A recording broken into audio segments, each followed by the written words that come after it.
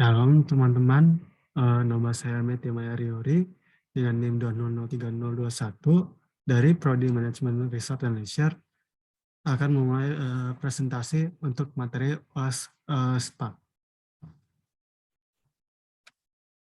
Materi pembahasan akan dibagi jadi 7 pembahasan, yaitu kepemimpinan hamba, the right to lead, how to influence people, facing the giant, kesetiaan, visi hidup, dan amanat agung. Mari kita mulai dari kepemimpinan hamba. Apa itu kepemimpinan hamba? Maksud dari kepemimpinan hamba adalah untuk memimpin para anggotanya dengan cara melayani mereka. Orang yang digunakan oleh Tuhan secara efektif adalah orang yang berkepribadian, man of prayer, atau orang yang bersuka berdoa. Berdoa digunakan atau berfungsi untuk menjalin komunikasi dengan Tuhan. Man of faith, orang yang beriman, adalah orang yang menyerahkan diri dan percaya kepada Tuhan atas segala hal. Man of word, atau orang yang mengandalkan firman Tuhan untuk mengenal Tuhan lebih dalam. Dan man that are filled with Holy Spirit, atau orang yang dipenuhi kuasa Roh Kudus. Hal yang harus dihindari adalah kepahitan, kebencian, kemunafikan, iri dan cemburu, serta kemarahan. Yesus sebagai contoh kepemimpinan hamba yang baik memiliki berbagai sifat yang harus diambil, yaitu seperti menjadi pelayan, yang dia harus menjadi pelayan yang menjadi pelayan dari semua. Tidak menjadi tuan atas orang lain, harus menjadi atau memberikan contoh yang baik sebagai seorang pemimpin, harus bersifat rendah hati, harus menjadi seorang yang paham tentang kebutuhan untuk terus belajar, tidak merasa terpaksa untuk melayani orang lain, tidak memiliki ambisi buta, tidak menganggap bahwa reputasi adalah segala-galanya, paham bahwa kita adalah hanya manusia, dan terus taat kepada Tuhan. Hamba yang menderita. Dari bacaan Yesaya 52 ayat 13-15, sesungguhnya hambaku akan berhasil. Ia akan ditinggikan, disanjung, dan dimuliakan. Seperti banyak orang akan tertegun melihat dia, begitu buruk rupanya, bukan seperti manusia lagi, dan tampaknya bukan seperti anak manusia lagi. Demikianlah ia akan membuat tercengang banyak bangsa, raja-raja akan mengatupkan mulutnya melihat dia. Sebab apa yang tidak diceritakan kepada mereka akan mereka lihat, dan apa yang tidak mereka dengar akan mereka pahami. Kita dapat pahami dari bacaan di sebelah bahwa Tuhan Yesus yang merupakan seorang hamba yang menderita, akhirnya ditinggikan, disanjung dan dimuliakan atas layanan yang telah ia lakukan, walaupun dia harus menderita. Kita dianjurkan untuk menjadi lebih dewasa jika ingin menjadi kepemimpinan yang hamba. Berdasarkan Amsal 27 ayat 6 mengatakan, seorang kawan memukul dengan maksud baik, tapi seorang lawan cium secara berlimpah-limpah. Kita harus dapat memahami bahwa seseorang memberikan kritik kepada kita dengan niat dan tujuan yang baik. Roma 8 ayat 28 mengatakan, kita tahu sekarang bahwa Allah turut bekerja dalam segala sesuatu untuk mendatangkan kebaikan bagi mereka yang mengasihi Dia, yaitu bagi mereka yang terpanggil sesuai dengan rencana Allah. Galatia 5 ayat 16 mengatakan, maksud ialah, hiduplah oleh roh, maka kamu tidak akan menuruti keinginan daging. Maka oleh ini, kita tidak perlu mengikuti jalan dari daging lagi.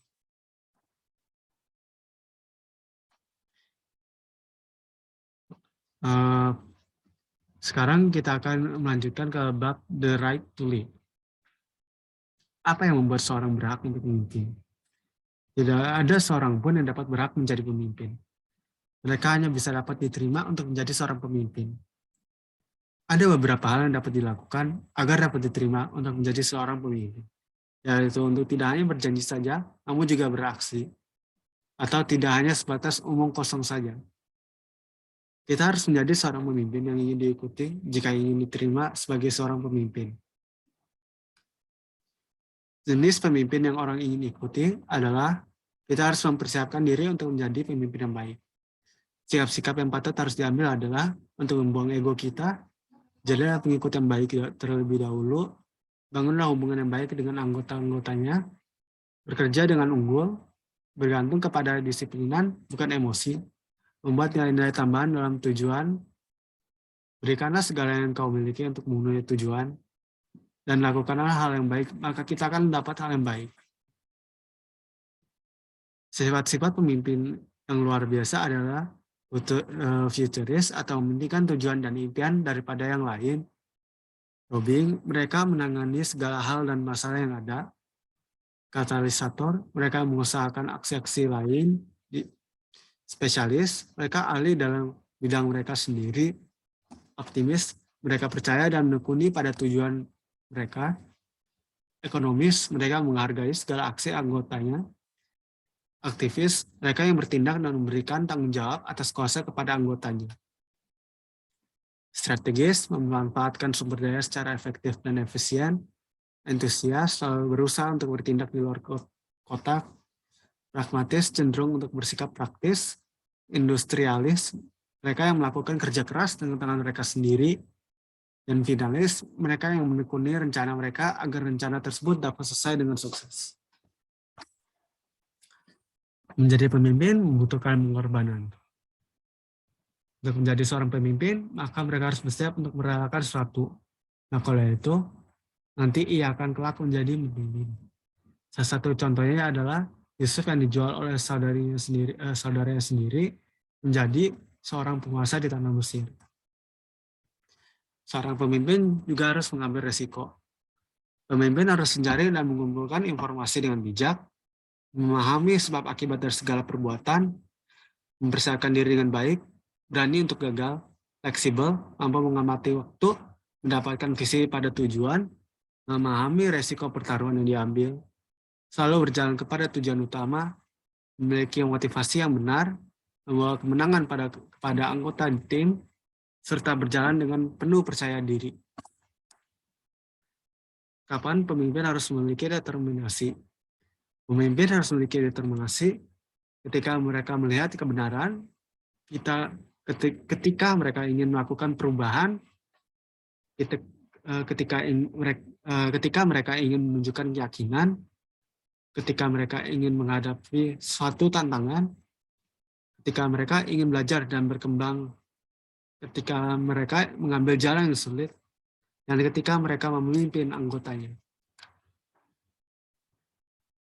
Lalu kita akan melanjutkan kepada bab selanjutnya, yaitu how to influence people. Untuk membawa pengaruh diperlukan integritas. Agar seseorang dapat mengaruhi orang lain, dibutuhkan sikap integritas darinya. Agar orang lain dapat menerima pengaruh yang diberikan. Integritas merupakan sikap yang menunjukkan konsistenan seseorang terhadap ucapan atau perilakunya. Integritas dapat dibangun mulai dari hal-hal yang kecil di dalam kehidupan, di mana hal tersebut dibangun setiap harinya. Memiliki integritas akan membawa kepercayaan dari orang lain. Langkah-langkah yang dapat dilakukan untuk menjadi seorang yang berintegritas. Komitmen pada diri sendiri untuk menjadi seorang yang tulus dapat diandalkan dan dipercaya dan dapat menjaga rahasia orang lain. Kita harus dapat menilai diri sendiri bahwa kita tidak memiliki harga yang dapat ditukarkan.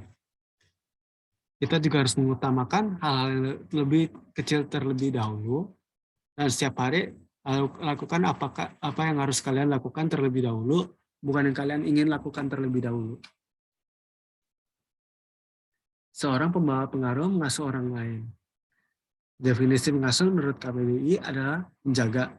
Menjaga dalam hal ini bukan semata-mata melindungi saja, namun juga merawat, mendidik, dan membimbingnya. Dibutuhkan beberapa hal dari seorang pembawa pengaruh untuk mengasuhi orang lain, yaitu kasih, hormat, rasa aman, pengakuan, dan dorongan. Hal yang dapat diterima dari mengasuh adalah mereka yang diasuh akan mendapatkan harga diri, rasa memiliki atau punya tempat untuk memiliki pandangan serta harapan. Langkah untuk menjadi seorang pengasuh, yaitu adalah untuk membuat mereka komitmen dengan sesamanya, menumbuhkan kepercayaan pada mereka, memiliki akses dengan mereka, memberikan kesempatan kepada mereka, dan angkatlah mereka kepada tingkat yang lebih tinggi. Fakta-fakta mengenai iman diri. Orang akan merasa percaya pada diri sendiri merupakan hal yang sulit bagi banyak orang. Banyak orang yang juga dapat merasa terisolasi karena tidak adanya orang yang bersependapat atau tidak memiliki cara berpikir yang sama dengan dia. Seseorang memiliki naluri yang bisa merasakan keyakinan dalam diri seseorang, dan seseorang memberikan imannya untuk membuat orang merasa termotivasi. Hal ini dapat dibantu dengan melakukan percayalah kepada mereka sebelum mereka berhasil percaya kepada diri sendiri. Menekankan kekuatan mereka pada diri mereka. Ingatkanlah kesuksesan yang mereka alami sebelumnya, membangunkan kepercayaan kepada diri mereka saat mereka gagal dan jatuh, dan membagikan momen kejayaan bersama-sama. Seseorang harus mendengar untuk membawa pengaruh. Manfaat yang dapat kita terima jika kita mendengarkan orang lain adalah membangun rasa hormat dari mereka, membangun hubungan yang baik dengan mereka, membangun dan memperluas pengetahuan kita, membantu mengembangkan ide-ide atau gagasan kita, membangun persahabatan dan bahkan kekeluargaan, dan merupakan tindakan yang baik untuk membantu orang lain dan diri sendiri. Hambatan dalam mendengarkan, yaitu terkadang akan ada orang lebih baik berbicara daripada mendengarkan, sehingga menghasilkan pendapatan yang berbeda dan tidak rata antar satu dengan yang lain. Akan ada kemungkinan dari hilangnya fokus topik dari pendengaran yang diberikan. Ketiga, kondisi mental yang mengganggu atau tidak stabil akan menyulitkan proses mendengarkan. Keempat, adanya stereotip atau prejudis sehingga menyulitkan untuk mendengar dari pihak-pihak tertentu. Kelima, terkadang orang akan membawa masalah pribadi kepada topik pembicaraan dan pendengaran. Dan terakhir, keenam, terkadang orang hanya dapat mementingkan diri sendiri pada sesi pendengaran. Saran untuk menjadi pendengar yang baik adalah pertama, memberikan perhatian penuh terhadap kefokusan diri untuk mendengarkan lawan bicara. Periksa motif berbicara untuk dapat merespon lawan bicara. Temukanlah makna dan pengertian dalam hal yang dibicarakan. Menggunakan kata lawan pembicara dalam konteks. Lalu terapkan perhatian terhadap emosi diri. Selalu mendengar secara keseluruhan. Ringkas apa yang telah dikatakan oleh lawan pembicara. Memberikan pertanyaan apabila ada pertanyaan yang tidak dipahami. Menjadikan pendengar sebagai prioritas dalam kehidupan.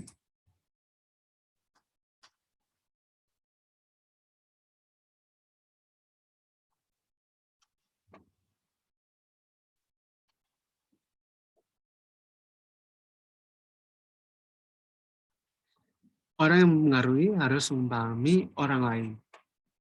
Orang akan sulit memahami apabila ada ketakutan untuk memahami lawan pembicaranya.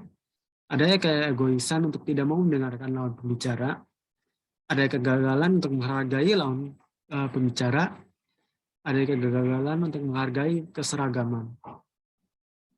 Hal yang harus dipahami dari orang lain adalah setiap orang memiliki keinginan untuk menjadi orang lain.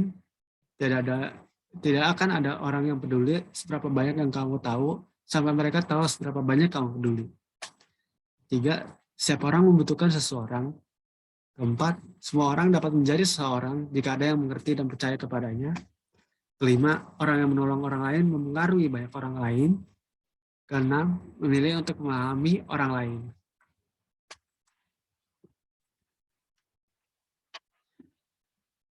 Seseorang yang mempengaruhi akan memperbesar orang lain. Hal ini dapat dilakukan melalui mentoring. Apa itu mentoring? Mentoring adalah sebuah kegiatan pendampingan untuk beberapa orang. Hal ini dapat membesarkan hal yang terdapat di dalam orang itu. Membesar orang lain merupakan tindakan investasi kepada orang tersebut.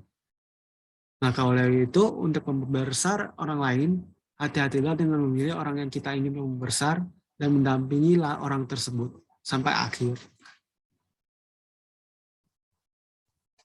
Beberapa hal yang membantu maksimalkan proses mentoring adalah lihat potensi dalam diri mereka, membangun visi masa depan ke dalam mereka, menggali keinginan mereka, mengatasi karakter yang kurang, fokus kepada kekuatan mereka, perbesar mereka langkah demi langkah, letakkanlah sumber daya pada tanggung jawab mereka, berikanlah mereka pengalaman yang dibutuhkannya, ajarkanlah mereka untuk membesar diri sendiri.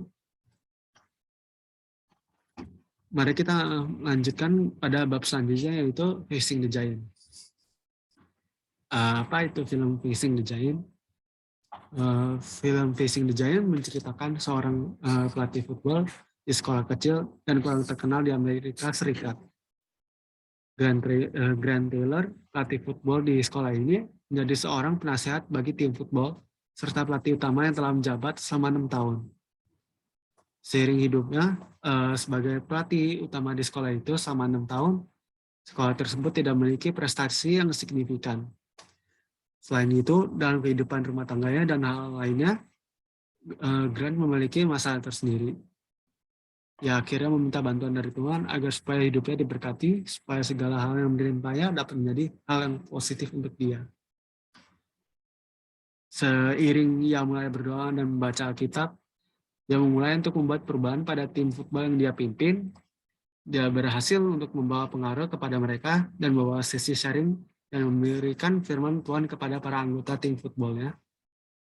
Karena ia percaya kepada kuasa Tuhan, maka Tuhan membantu dia membawa timnya ke Liga Besar Football, di mana mereka akan melawan The Giants.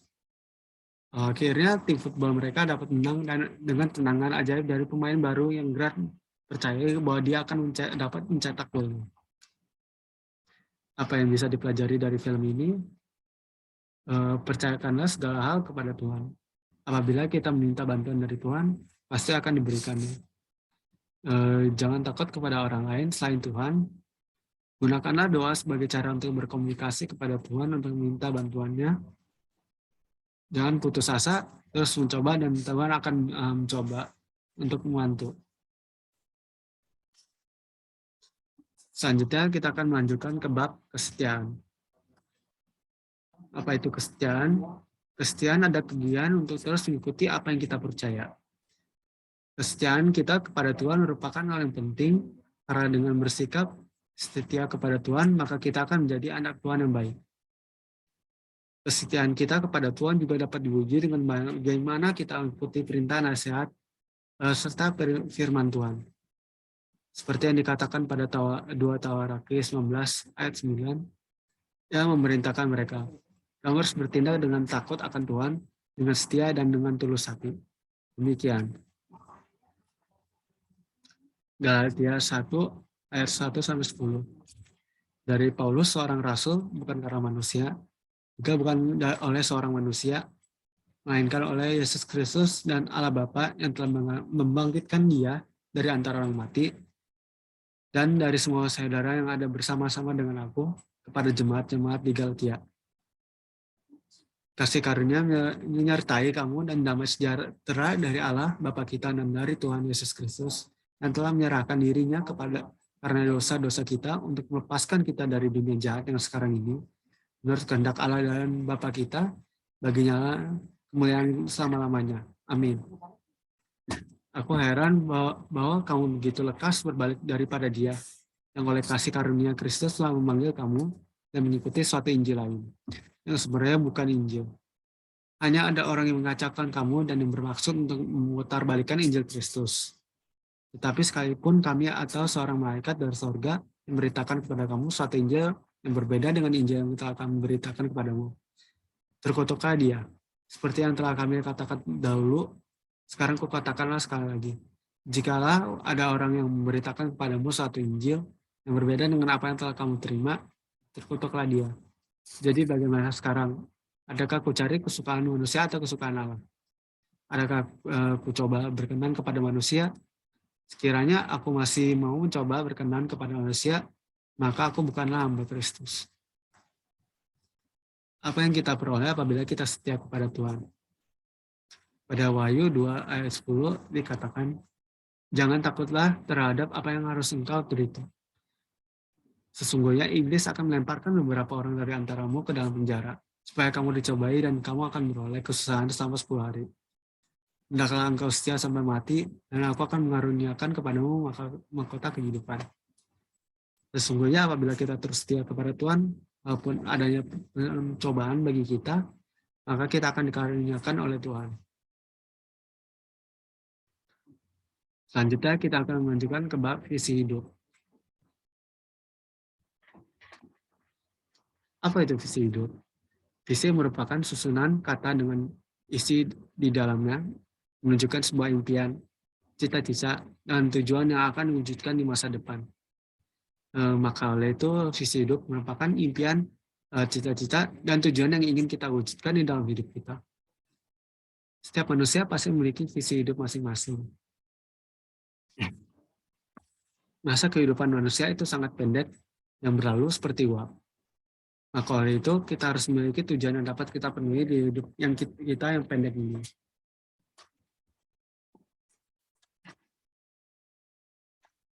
Manusia, Efesius 15 ayat 16 mengatakan, karena itu perhatikanlah dengan saksama bahwa bagaimana kamu hidup, janganlah seperti orang bebal, tetapi seperti orang arif, dan pergunakanlah waktu yang ada. Karena hari-hari ini adalah jahat. Apa itu tujuan hidup manusia? Kita dirancang untuk membahagiakan Tuhan. Kita dibentuk untuk menjadi bagian dari anggota keluarga Tuhan. Kita diciptakan untuk menyerupai Tuhan. Kita direncanakan untuk melayani Tuhan. Dan kita diciptakan untuk memenuhi misi kita. Apa itu visi hidup kita yang harus kita ingin penuhi? Mengetahui visi hidup kita, maka kita harus menanyakan diri kita sendiri terhadap pertanyaan tersebut. Peran apa yang ingin kita ambil, baik dari profesi maupun pelayanan. Lalu, coba visualisasikan peran yang ingin diambil sedetail mungkin. Hasil dari visualisasi tersebut merupakan pernyataan pribadi yang mengungkapkan makna dan tujuan hidup. Dan jati diri seseorang dapat tergambar dari visi hidup mereka. Visi hidup dapat menolong dalam kesaksian hidup serta integritas, dapat membantu semangat dan kegigihan bekerja kita, dapat membantu dalam sikap penuh kasih dan tidak egois, dapat membantu menambahkan kemampuan bekerja sama dalam tim, membantu visi hidup dalam membantu sikap dan pandangan akan uang, dan visi hidup dapat menghindari sikap serba instan. Selanjutnya kita akan melanjutkan ke bab yaitu amanat agung. Manusia diselamatkan dari maut. Manusia yang telah jatuh ke dalam dosa akan binasa oleh maut. Namun apabila mereka percaya kepada Tuhan dan mengasihinya, maka ia akan diselamatkan.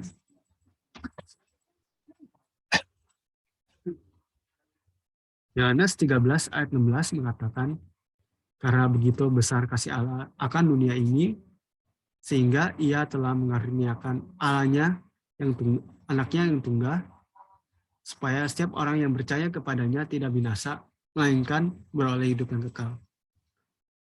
Roma pasal 10 ayat 9 mengatakan, sebab jika kamu mengaku dengan mulutmu bahwa Yesus adalah Tuhan, dan percaya dalam hatimu bahwa Allah telah membangkitkan dia dari antara orang mati, maka kamu akan diselamatkan. Satu-satunya jalan keselamatan adalah melalui Tuhan. Kisah para Rasul pasal 4 ayat 11 mengatakan, dan keselamatan tidak ada di dalam siapapun, juga selain di dalam Dia. Sebab di bawah kolong langit ini tidak ada nama lain diberikan kepada manusia yang olehnya kita dapat diselamatkan. Maka oleh itu, sebaiknya kita tidak mempercayai siapapun yang mengatakan bahwa mereka akan membawa keselamatan selain Tuhan. Apa itu kita di dalam mata Tuhan? Yohanes 1 ayat 12 sampai 13 mengatakan, tetapi semua orang yang menerimanya diberinya kuasa supaya menjadi anak-anak Allah, yaitu mereka yang percaya di dalam namanya, orang-orang yang diperanakan bukan dari darah atau dari daging, bukan pula secara jasmani oleh keinginan seorang laki-laki, melainkan dari Allah. Maka oleh itu, kita di dalam mata Tuhan merupakan anak-anak Allah, namun bukan dibangun dari darah atau dari daging, namun diciptakan olehnya. Mengapa kita dipanggilnya kita ke dalam dunia? Kisah para Rasul 1 ayat 8 mengatakan, tetapi kamu akan menerima kuasa kalau Roh Kudus turun ke atas kamu. Dan kamu akan menjadi saksiku di Yerusalem dan di seluruh Yudea dan Samaria dan sampai ke ujung bumi. Maka yang dapat dipahami adalah kita turun ke dunia, yaitu untuk dipanggil oleh Tuhan untuk menjadi saksinya di seluruh dunia. Dilanjutkan oleh Matius 28 ayat 19 sampai 20 yang mengatakan,